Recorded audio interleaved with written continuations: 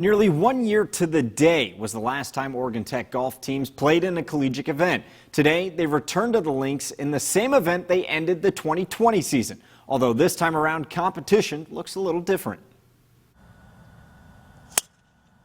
The hardest part is standing on that first tee and your heart starts feeling something different.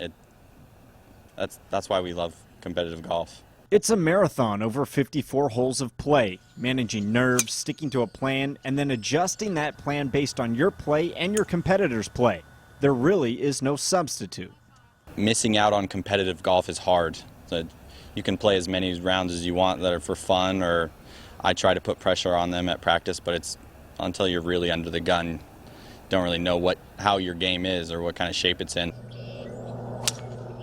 365 days later, the Oregon Tech golf team finally got to see what they're made of. But groupings are different. Instead of playing in a threesome with two other opponents, in the age of COVID, golfers are in groups with their teammates to reduce intermingling between teams.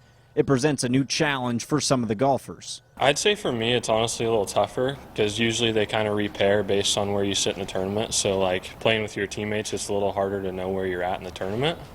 But it's definitely easier to be more comfortable in certain situations too, so it kind of goes both ways. But for both the men's and women's golf team, it was good to be back out competing on the course. They had a good showing too, both teams winning, as well as Mason Tibbs and Peyton Cannon taking home individual honors.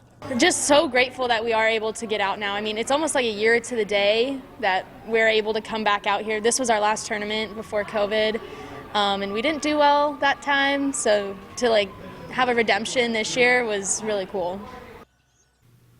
Here's a look at those results for the men's team. Oregon Tech with a dominating performance propelled by a strong finish today, shooting just 5 over as a team.